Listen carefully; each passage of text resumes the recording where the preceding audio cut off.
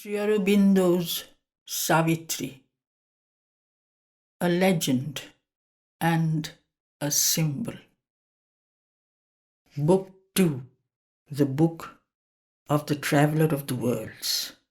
Canto 8. The world of falsehood, the mother of evil, and the sons of darkness. Then could he see the hidden heart of night, the labour of its stark unconsciousness revealed the endless, terrible inane. A spiritless blank infinity was there, a nature that denied the eternal truth in the vain braggart freedom of its thought, hoped to abolish God and reign alone. There was no sovereign guest, no witness light. Unhelped it would create its own bleak world. Its large blind eyes looked out on demon acts. Its deaf ears heard the untruth. Its dumb lips spoke. Its huge, misguided fancy took vast shapes. Its mindless sentience quivered with fierce conceits, engendering a brute principle of life. Evil and pain begot a monstrous soul. The anarchs of the formless depths arose, great titan beings and demoniac powers, world egos racked with lust and thought and will, vast minds and lives without a spirit within. Impatient architects of error's house, leaders of the cosmic ignorance and unrest, and sponsors of sorrow and mortality, embodied the dark ideas of the abyss. A shadow substance into emptiness came, dim forms were born in the unthinking void, and eddies met and made an adverse space, in whose black folds being imagined hell. His eyes, piercing the triple-plated gloom, identified their sight with its blind stare. Accustomed to the unnatural dark, they saw unreality made real and conscious night. A violent, fierce, and formidable world, an ancient womb of huge, calamitous dreams, coiled like a larva in the obscurity that keeps it from the spear points of heaven's stars. It was the gate of a false infinite, an eternity of disastrous absolutes, an immense negation of spiritual things. All once self-luminous in the spirit sphere turned now into their own dark contraries. Being collapsed into a pointless void that yet was a zero, parent of the worlds. Inconscience, swallowing up the cosmic mind, produced a universe from its lethal sleep. Bliss, into black coma fallen, insensible, coiled back to itself, and God's eternal joy through a false poignant figure of grief and pain, still dolorously nailed upon a cross, fixed in the soil of a dumb, insentient world, where birth was a pang and death an agony, lest all too soon should change again to bliss. Thought sat, a priestess of perversity, on her black tripod of the triune snake, reading by opposite signs the eternal script, a sorceress, reversing life's God-frame. In darkling aisles, with evil eyes for lamps, and fatal voices chanting from the apse, in strange infernal dim basilicas, intoning the magic of the unholy word, the ominous, profound initiate performed the ritual of her mysteries.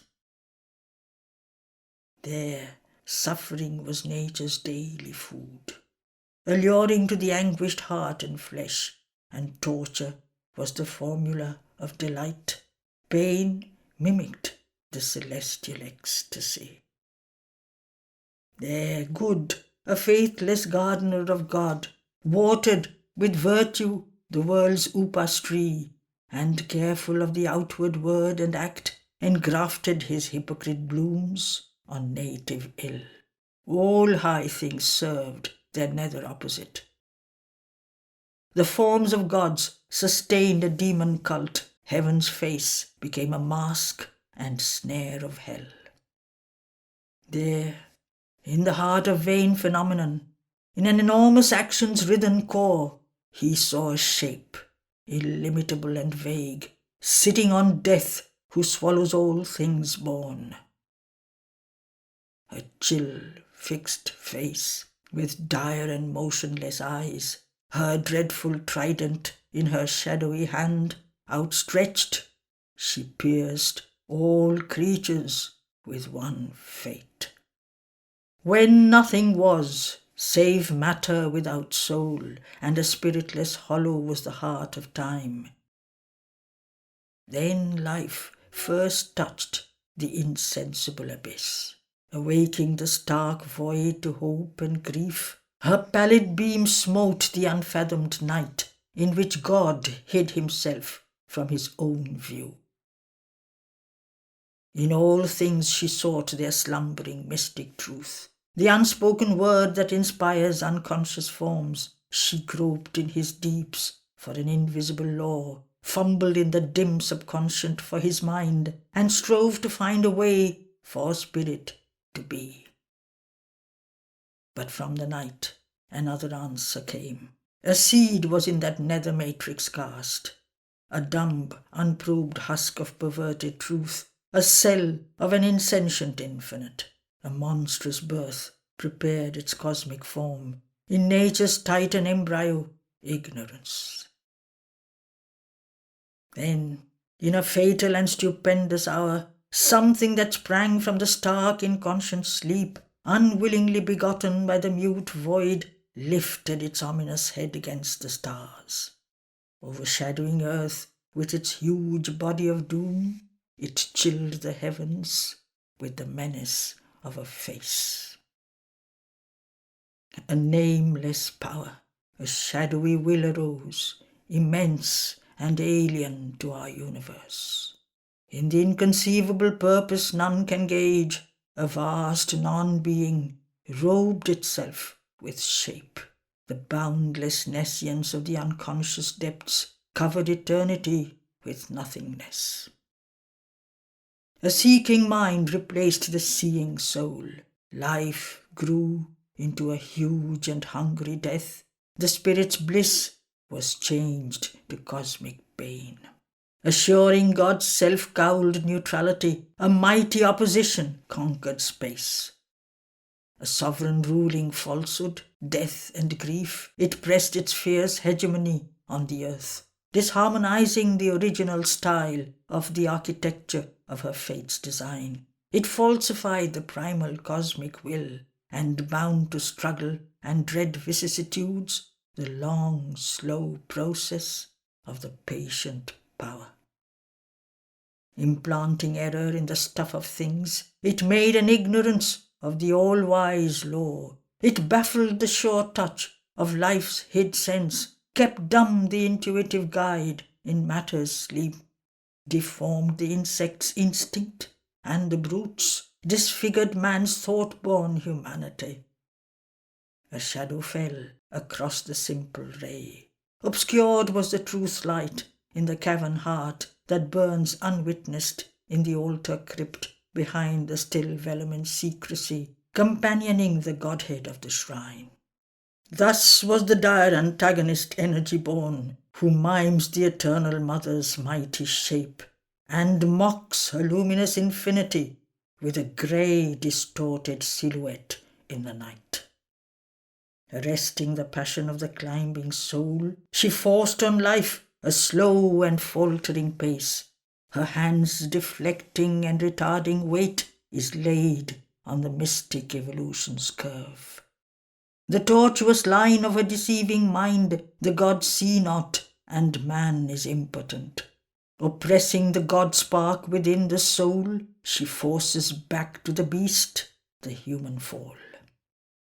Yet in her formidable instinctive mind, she feels the one grow in the heart of time, and sees the immortal shine through the human mould. Alarmed for her rule, and full of fear and rage, she prowls around each light that gleams through the dark, casting its ray from the spirit's lonely tent, hoping to enter with fierce stealthy tread, and in the cradle slay the divine child. Incalculable are her strength and ruse. Her touch is a fascination and a death. She kills her victim with his own delight. Even good she makes a hook to drag to hell. For her the world runs to its agony.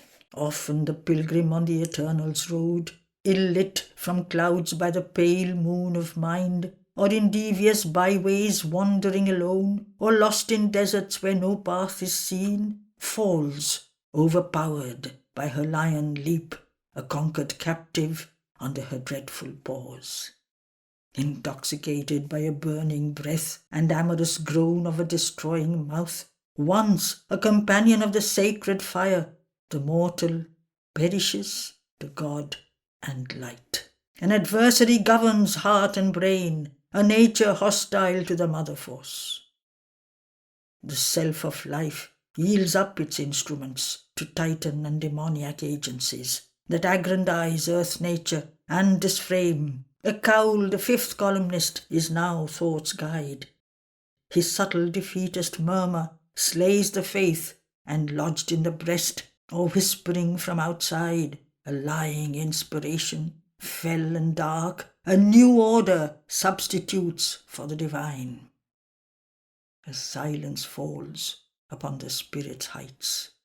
From the veiled sanctuary the god retires. Empty and cold is the chamber of the bride. The golden nimbus now is seen no more. No longer burns the white spiritual ray, and hushed forever is the secret voice. Then, by the angel of the vigil tower, a name is struck from the recording book. A flame that sang in heaven sinks quenched and mute. In ruin ends the epic of a soul. This is the tragedy of the inner death, when forfeited is the divine element, and only a mind and body live to die. For terrible agencies the spirit allows, and there are subtle and enormous powers that shield themselves with the covering ignorance. Offspring of the gulfs, agents of the shadowy force, haters of light, intolerant of peace, aping to the thought, the shining friend and guide, opposing in the heart the eternal will, they veil the occult uplifting harmonist. His wisdom's oracles are made our bonds. The doors of God they have locked with keys of creed, and shut out by the law his tireless grace. Along all nature's lines they have set their posts, and intercept the caravans of light. Wherever the gods act, they intervene. A yoke is laid upon the world's dim heart, masked are its beats from the supernal bliss. And the closed peripheries of brilliant mind block the fine entries of celestial fire. Always the dark adventurers seem to win. Nature they fill with evil's institutes, turn into defeats the victories of truth, proclaim as falsehoods the eternal laws, and load the dice of doom with wizard lies. The world's shrines they have occupied, usurped its thrones. In scorn of the dwindling chances of the gods, they claim creation as their conquered fief, and crown themselves the iron lords of time. Adepts of the illusion and the mask, the artificers of nature's fall and pain, have built their altars of triumphant night in the clay temple of terrestrial life. In the vacant precincts of the sacred fire, in front of the reredos in the mystic rite, facing the dim velamen none can pierce, intones his solemn hymn, the mitred priest, invoking their dreadful presence in his breast. Attributing to them the awful name, he chants the syllables of the magic text, and summons the unseen communion's act, while, twixt the incense and the muttered prayer, all the fierce bale with which the world is racked is mixed in the foaming chalice of man's heart, and poured to them like sacramental wine. Assuming names divine, they guide and rule. Opponents of the highest, they have come out of their world of soulless thought and power to serve by enmity the cosmic scheme. Night is their refuge and strategic base. Against the sword of flame, the luminous eye, bastions they live in massive forts of gloom, calm and secure in sunless privacy. No wandering ray of heaven can enter there. Armoured, protected by their lethal masks, as in a studio of creative death, the giant sons of darkness sit and plan the drama of the earth, their tragic stage. All who would raise the fallen world must come under the dangerous arches of their power, for even the radiant children of the gods to darken their privileges and a dreadful right. None can reach heaven who has not passed through hell.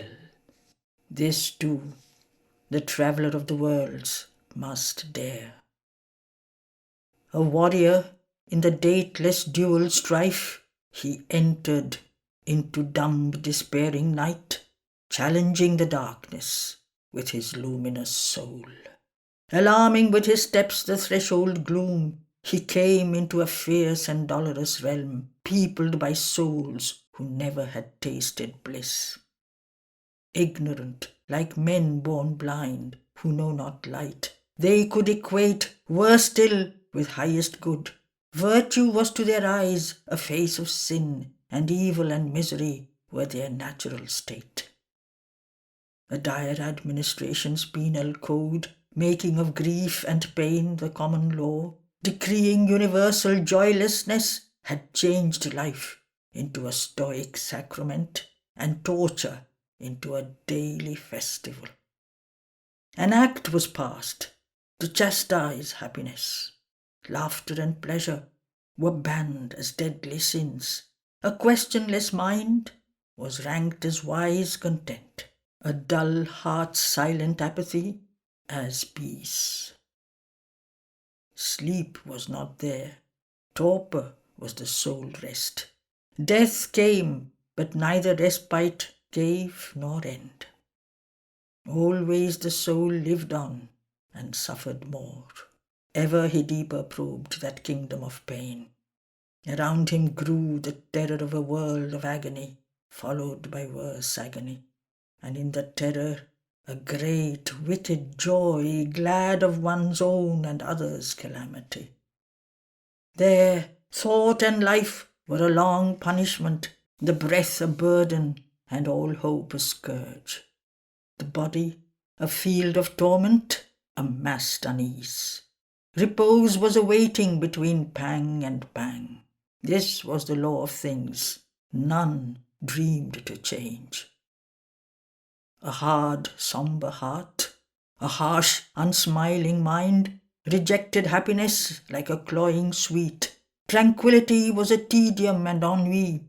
Only by suffering life grew colourful. It needed the spice of pain, the salt of tears.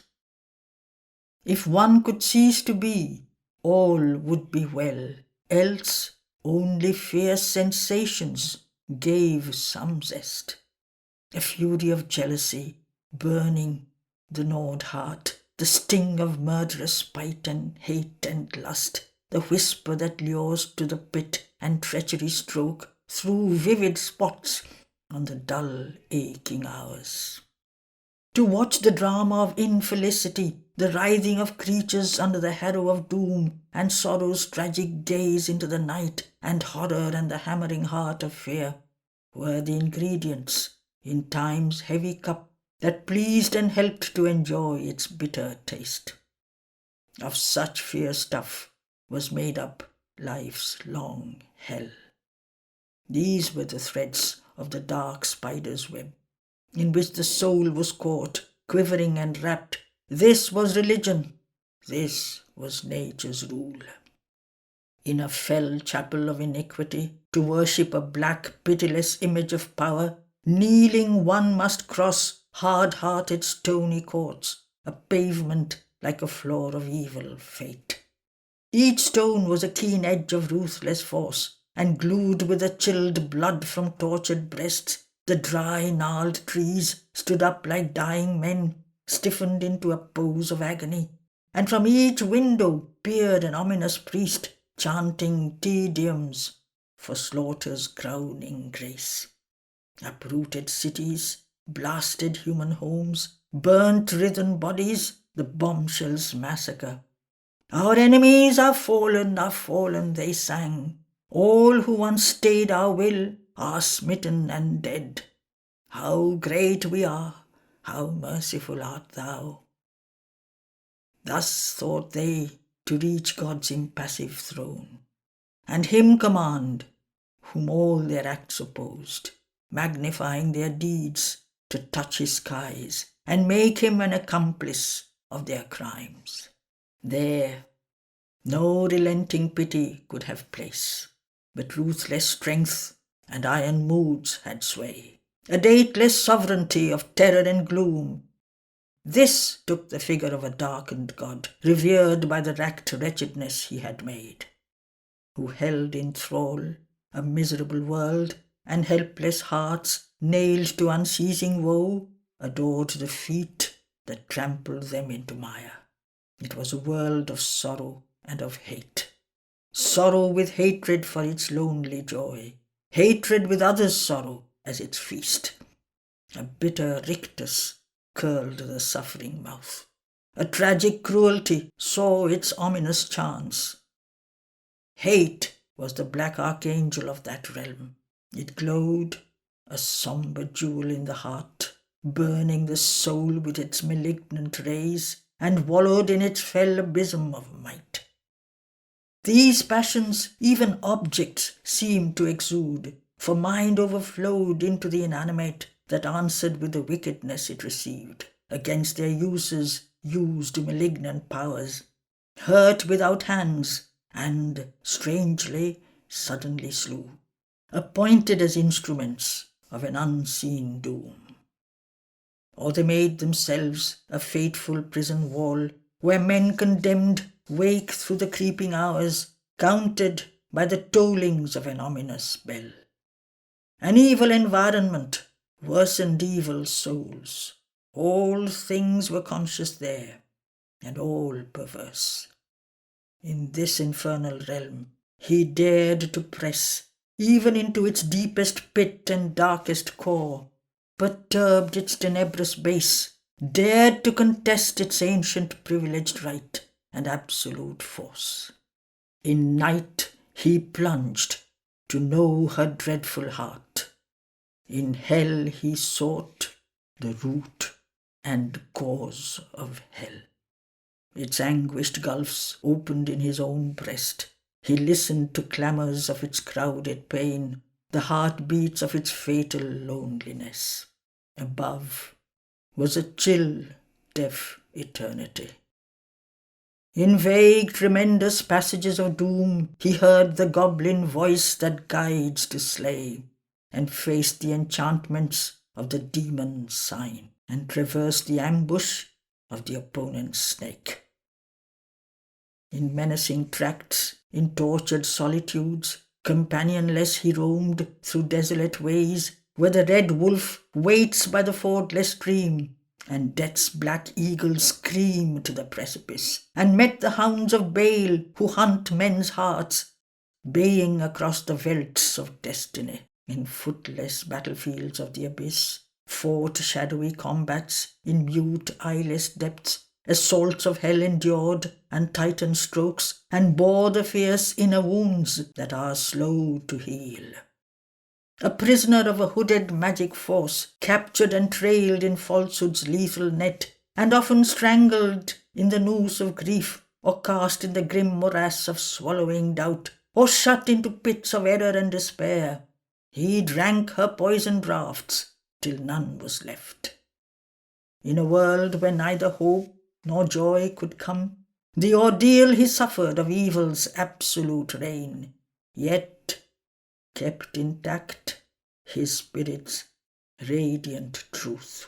Incapable of motion or of force, in matter's blank denial jailed and blind, pinned to the black inertia of our base, he treasured between his hands his flickering soul. His being ventured into mindless void, intolerant gulfs that knew not thought nor sense. Thought ceased, sense failed, his soul still saw and knew. In atomic parcelings of the infinite, near to the dumb beginnings of lost self, he felt the curious small futility of the creation of material things.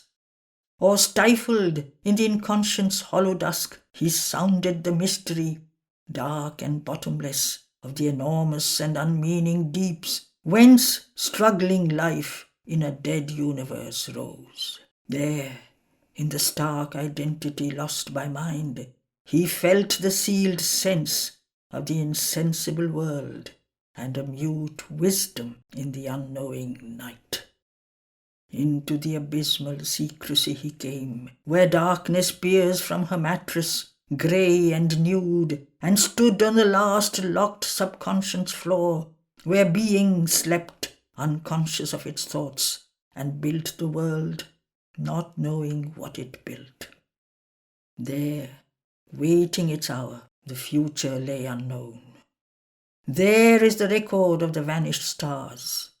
There in the slumber of the cosmic will, he saw the secret key of nature's change. A light was with him. An invisible hand was laid upon the error and the pain, till it became a quivering ecstasy, the shock of sweetness of an arm's embrace. He saw in night the eternal's shadowy veil, knew death for a cellar of the house of life, in destruction felt creation's hasty pace, knew loss as the price of a celestial gain, and hell as a short-cut to heaven's gates. Then in illusion's occult factory, and in the inconscient's magic printing house, torn were the formats of the primal night, and shattered the stereotypes of ignorance. Alive, breathing a deep spiritual breath, nature expunged her stiff mechanical code and the articles of the bound soul's contract. Falsehood gave back to truth her tortured shape. Annulled were the tables of the law of pain, and in their place grew luminous characters. The skillful penman's unseen finger wrote his swift intuitive calligraphy. Earth's forms were made his divine documents. The wisdom embodied mind could not reveal. In conscience chased from the world's voiceless breast, transfigured were the fixed schemes of reasoning thought. Arousing consciousness in things inert, he imposed upon dark atom and dumb mass the diamond script of the imperishable, inscribed on the dim heart of fallen things a paean song of the free infinite, and the name, foundation of eternity, and traced on the awake, exultant cells, in the ideographs of the ineffable, the lyric of the love that waits through time, and the mystic volume of the book of bliss, and the message of the superconscient fire. Then life beat pure in the corporeal frame. The infernal gleam died and could slay no more. Hell split across its huge abrupt facade, as if a magic building were undone. Night opened and vanished like a gulf of dream. Into being's gap, scooped out as empty space, in which she had filled the place of absent God, there poured a wide, intimate and blissful dawn. Healed were all things that time's torn heart had made, and sorrow could live no more in nature's breast. Division ceased to be, for God was there. The soul lit the conscious body with its ray, matter and spirit mingled and were one. End of Canto 8.